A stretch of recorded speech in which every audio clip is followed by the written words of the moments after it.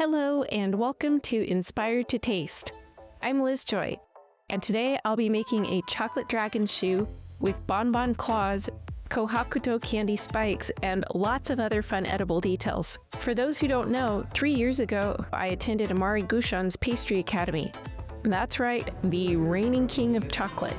I learned a lot about chocolate, and one of my biggest takeaways was that it is so messy, especially in my hands, which are prone to causing messes in general. But I'm finally feeling ready to tackle this challenge and climb my chocolate Mount Everest. So let's do this thing. I splurged on this Pavoni shoe mold quite a while back because she's such a beauty and was just calling my name. But I haven't even opened it yet. Let's take a look.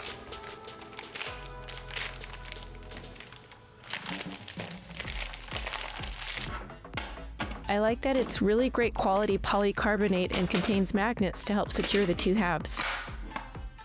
I'm going to get started by painting the mold, using Color Mill fat-soluble food coloring to dye tempered cocoa butter.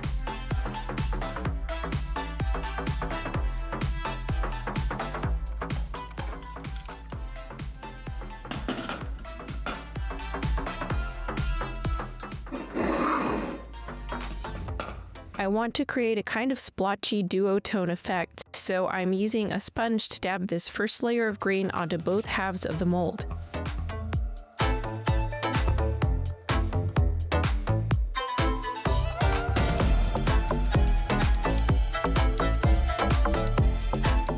Then I'm using a slightly lighter shade of green and covering all the inner surfaces with a thin layer for subtle contrast.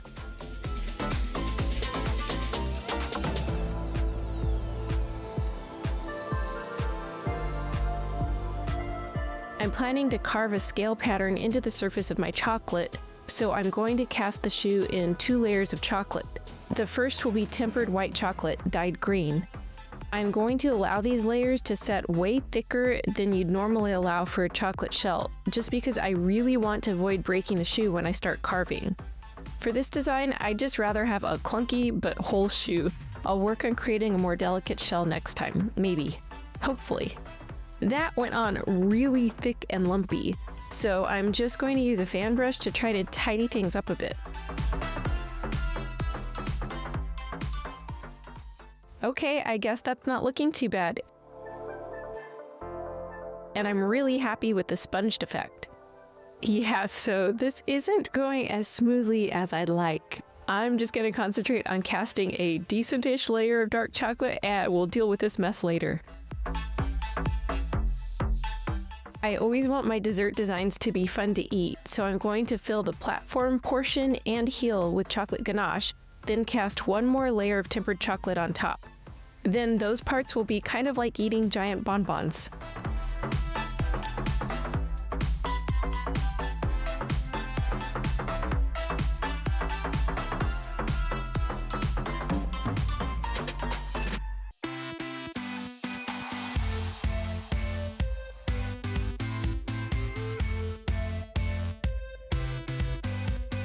I'm using chocolate marshmallow fondant to create an insole, attaching it with a brushing of edible glue.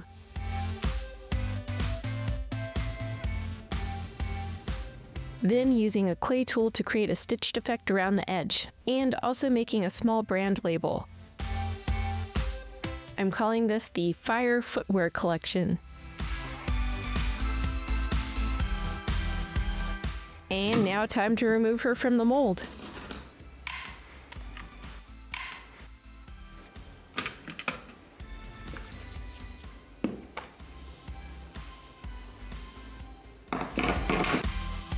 She's not perfect, and there are definitely some rough patches, but I don't think they'll be noticeable in the end.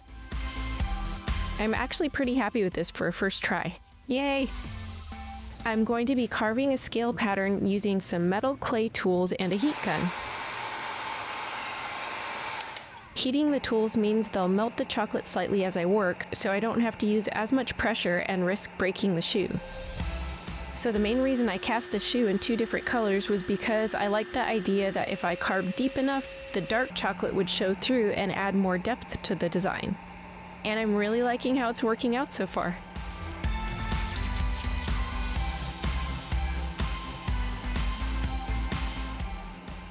I'm going to use extruded marshmallow fondant to create a piping effect that will cover the slightly janky top edge of my shoe. I'm just brushing the edge with a little bit of edible glue, then gently attaching the extruded fondant.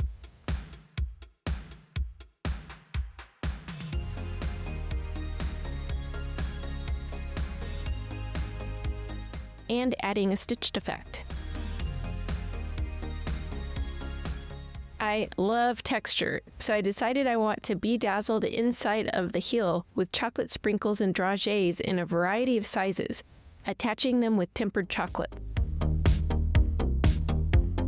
This shoe is going to have some fierce claw and horn accents, and I'll be forming them using a thick consistency dark chocolate ganache that I flavored with dragon fruit powder, then chilled in the fridge for a while so I can work with it.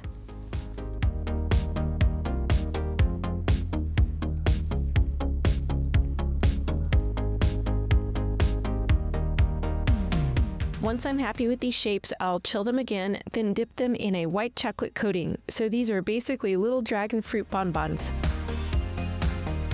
If you're enjoying this video, please consider subscribing to my channel.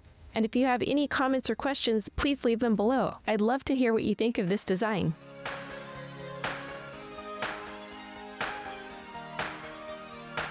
To make the horn bonbons stand out from the claws, I decided to coat them with bakery bling sprinkles.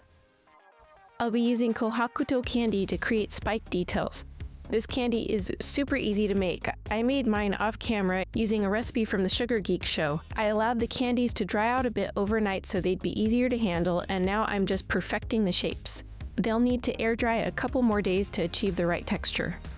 Now that they've developed a lovely crust, I'm using a shimmery food coloring to highlight some of the edges.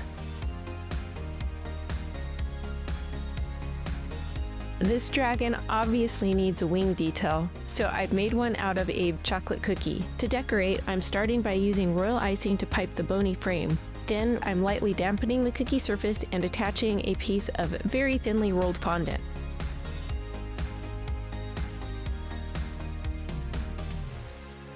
Now I'm using a fluffy brush to gently press the fondant down around the bones and make sure that all of the details really stand out. And then using ball tools to add texture. Then I'm painting an ombre effect around the edge.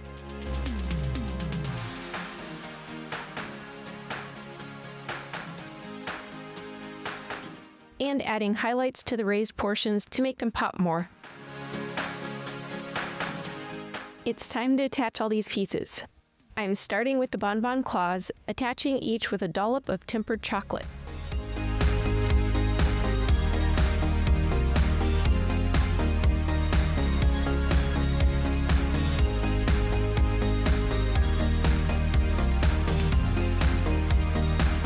Then come the horns.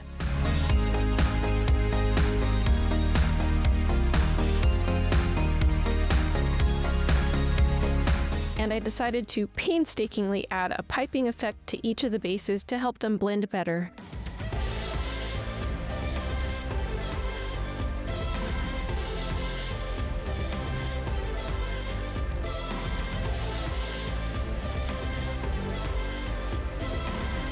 Next come the kohakutou candy spikes.